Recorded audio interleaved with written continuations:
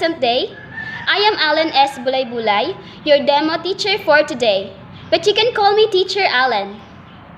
So before we're going to deeply discuss with our topic, I'm going to give you some sorts of review questions that has something to do with our topic for today. You can answer these questions in your seat silently, and also you can answer these questions in our comment section. Question number 1. What is the name of the toy cowboy in Toy Story? Question number 2. In Greek mythology, what did the golden arrow of Eros make people do? Question number 3. Who was the scientist to propose the laws of motion? Question number 4. In Greek mythology, who was the goddess of love and beauty? Question number 5. It is one of the oldest, shortest, most commonly used words in Old and New English.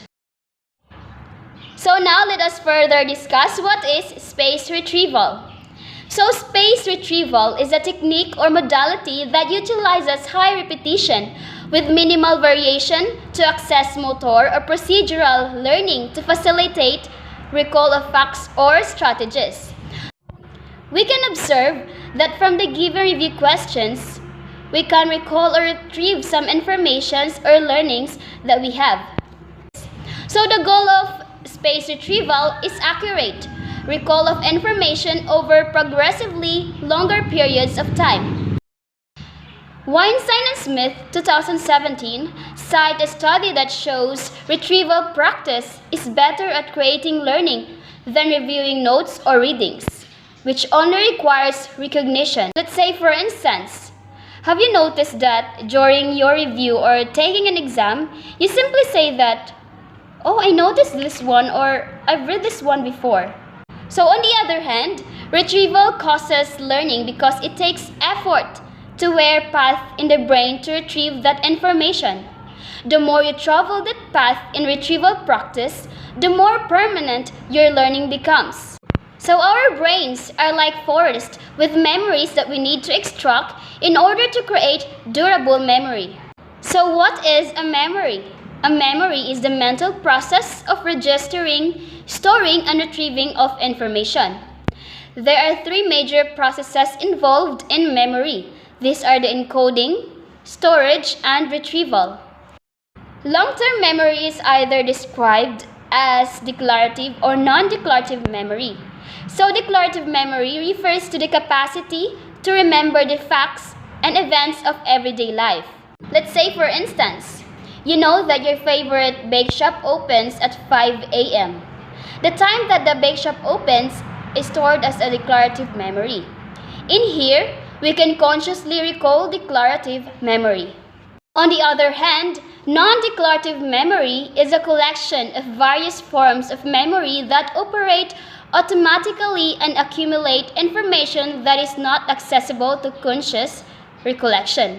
Like, for example, household tasks, recalling the words of a song when you hear its beginning, or maybe biking, and many others. Without memory, experience would leave no mark on our behavior. We would be unable to retain the information and skills we acquire through experience. So there are 3 most important study strategies. These are the meaningful connections, retrieval practice, and space practice. So first, we have meaningful connections. It is a very efficient strategy that is to provide meaningful connections or concrete examples that are relevant to students' experiences. So the following are the practical suggestions for meaningful concepts, or meaningful connections, I mean. First, we have apply knowledge. Ask students to apply their knowledge across multiple examples that vary in their level of concreteness that helps students acquire a more flexible understanding of the concept.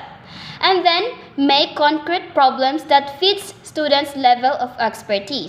The second strategy is the retrieval practice. It involves asking students to recreate something learned in the past from memory. So in relation to teaching, there are some practical suggestions for retrieval practice.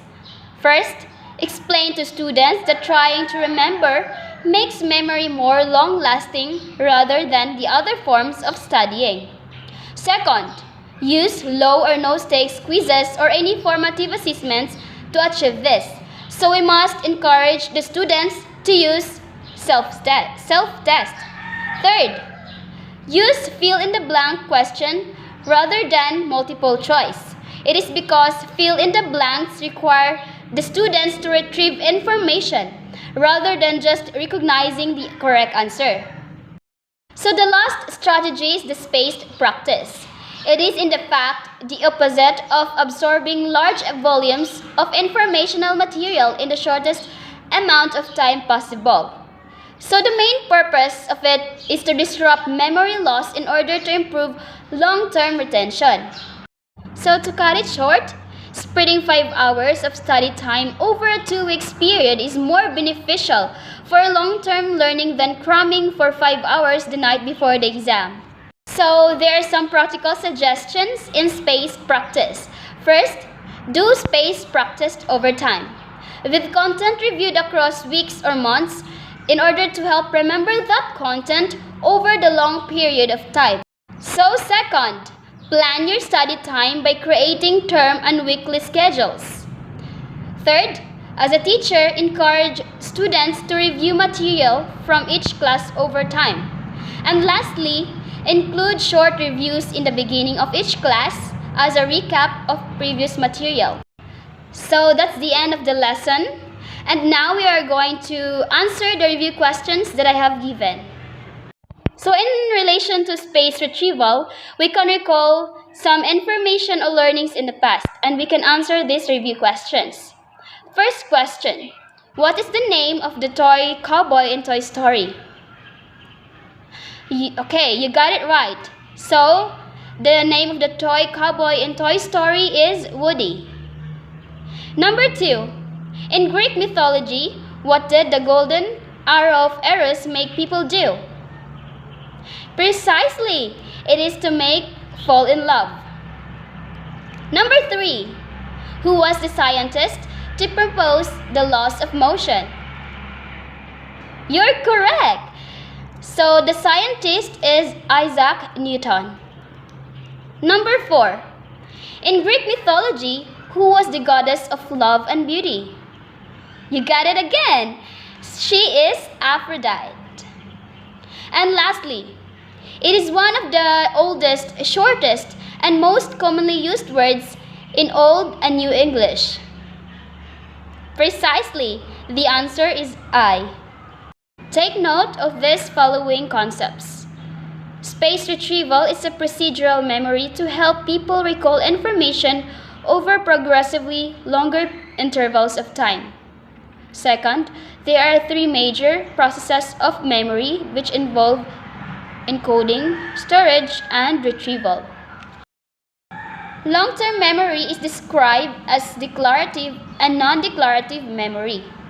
And there are 3 important strategies that foster effective long-term learning. These are manifold connections, retrieval practice, and spaced practice. So that would be all. Thank you for listening, and I hope that you learned something from the discussion. God bless.